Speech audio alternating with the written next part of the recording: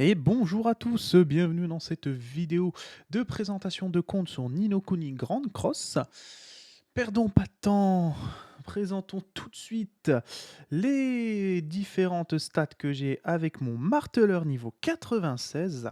Alors, en termes d'attaque, on a 35 000, en def 46 500, en HP 707 000, en esquive on est à 28 000, en précision on est à 25 000 avec un taux de précision à 17%. Pour l'esquive, donc j'ai dit qu'on était à 28 000 bien sûr, mais surtout ce que j'ai pas dit c'est que j'avais un taux d'esquive aux compétences de près de 10%. On a un crit à 22 900. Une résistance au crit à 29 000, presque 30 000, avec une réduction des dégâts crit de 24%. S'ajoute à cela un taux de recharge des compétences normales à 14%, et surtout une vitesse d'attaque augmentée de près de, enfin un peu plus de 24%. Comme vous pouvez le voir, bah, j'ai un marteleur en termes de kit. euh, je suis très bulky, enfin j'ai une énorme, enfin je peux survivre énormément, notamment grâce à ma def et à mes HP.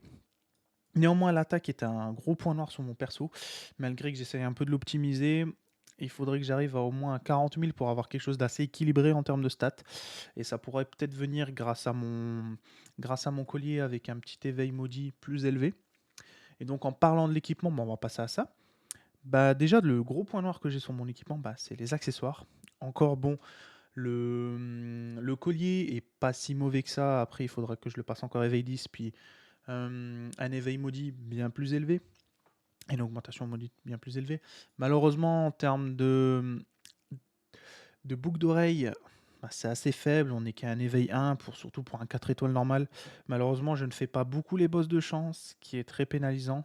Mais il va falloir que je m'améliore là-dessus. Donc, je vais un peu prioriser tout ça dans les mois à venir pour avoir au moins à un moment donné un éveil 7 pour moi tout débloquer et avoir des stats en plus. En termes d'anneaux, bah, vous voyez, il est même pas éveil maudit, donc ça me réduit mes stats énormément. Bon, après, ça permet aussi de réduire un peu l'écart qu'il y a entre mon attaque et ma défense, parce que sinon, on serait allé encore plus haut en termes de def.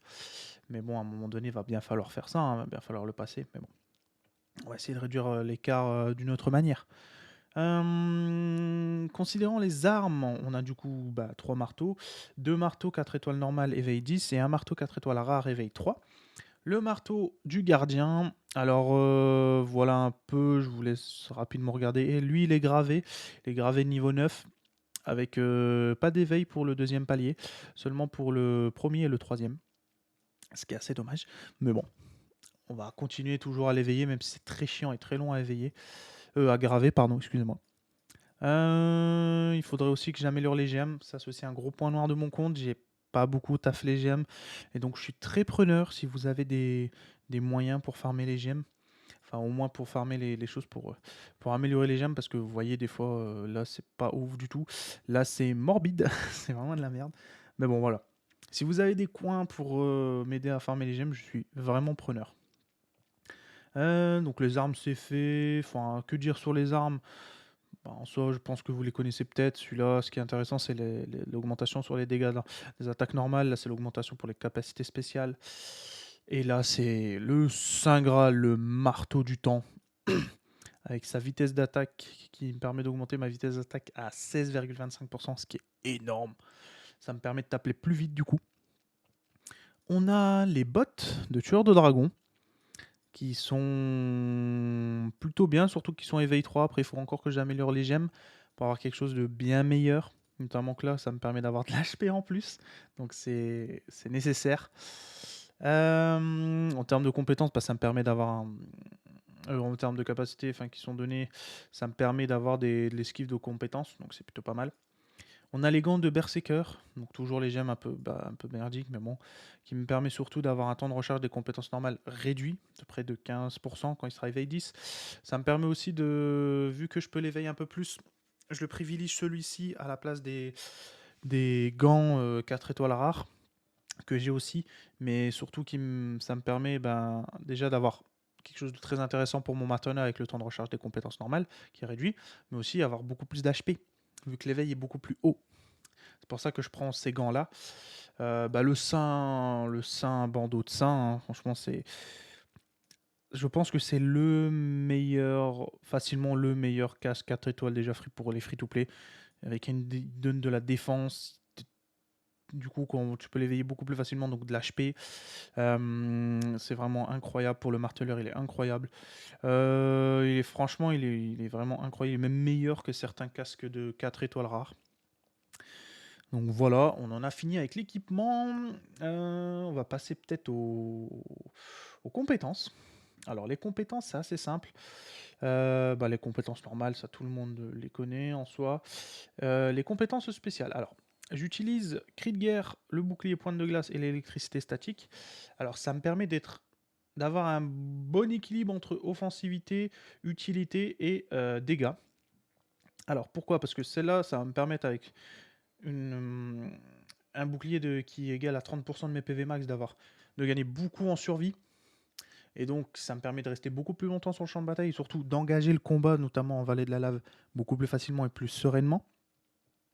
Ensuite, j'enchaîne, notamment en vallée de la lave en JCJ, sur l'électricité statique, parce que les gens vont directement me focus, moi, qui est au milieu, pour essayer de me défoncer rapidement. Et ils vont utiliser leurs compétences. Donc, utiliser l'électricité statique peut stun les ennemis au bon moment lorsqu'ils lancent leurs compétences, et donc éviter qu'ils lancent leurs compétences, et donc leur geler leurs compétences.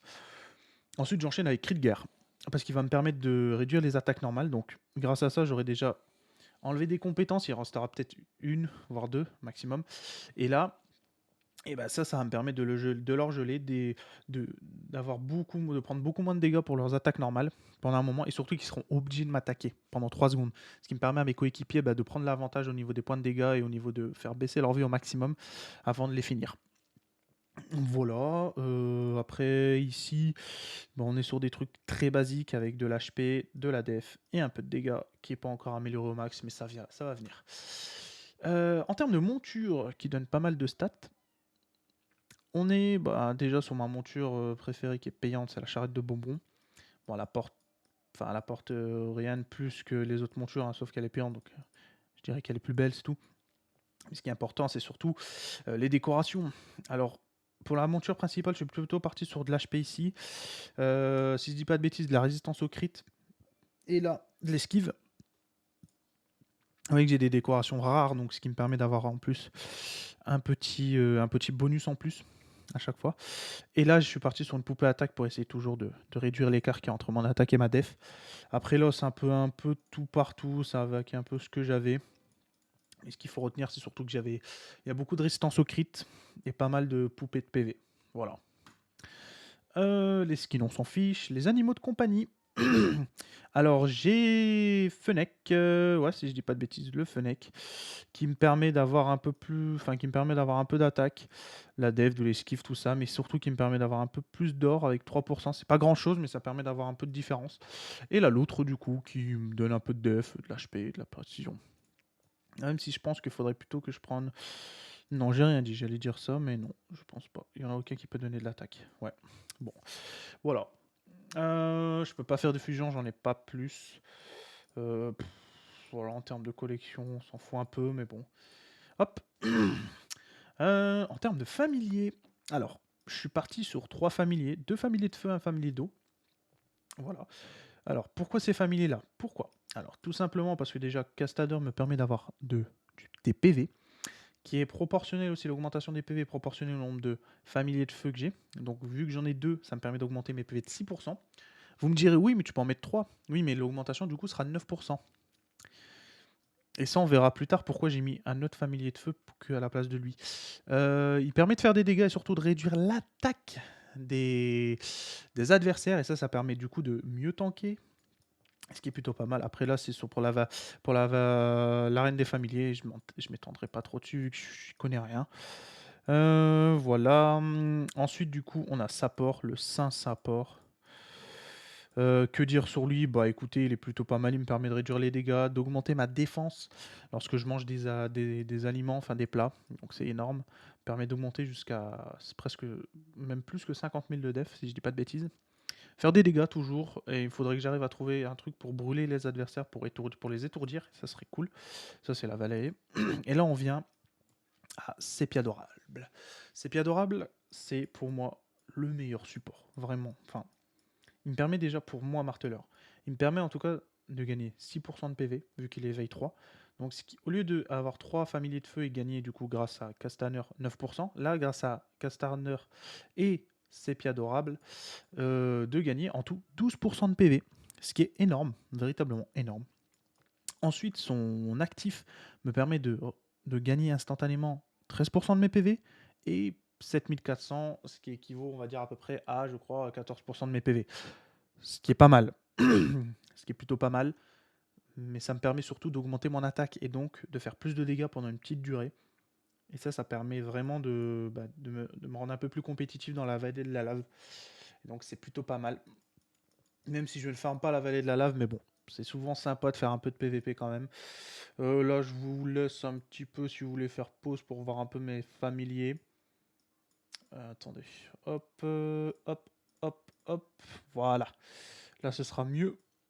Donc voilà, vous voyez un peu mes familiers. J'ai eu l'avant-dernier qui est sorti pour notamment la nouvelle zone qui me permet d'augmenter soit ma def, soit mes dégâts, ce qui est plutôt pas mal. Surtout d'avoir un bouclier qui me protège des dégâts pendant 5 coups. Donc c'est en fait ça double tranchant. Si le mec fait des attaques normales, c'est pas très utile. Par contre, s'il fait des compétences, c'est ultra utile. Voilà. Bah écoutez, que dire de plus en termes d'optimisation, voilà. Premier cœur à 66%, l'esprit compétitif à 57% et le cœur grandissant à 55%. C'est pas ouf encore, mais bon, je vais bientôt améliorer tout ça. Voilà, que dire de plus? Bah écoutez, pas grand-chose en soi. C'était très rapide comme présentation de compte, je sais. Et je pense que je me suis juste attardé aux choses les plus intéressantes. Et si vous voudrez avoir d'autres choses à l'avenir, n'hésitez pas à me le dire. Et ce sera avec grand plaisir parce que j'ai remarqué qu'il n'y a pas beaucoup de contenu en français sur Grande Cross. Donc ce sera avec plaisir que j'en produirai pour vous un petit peu.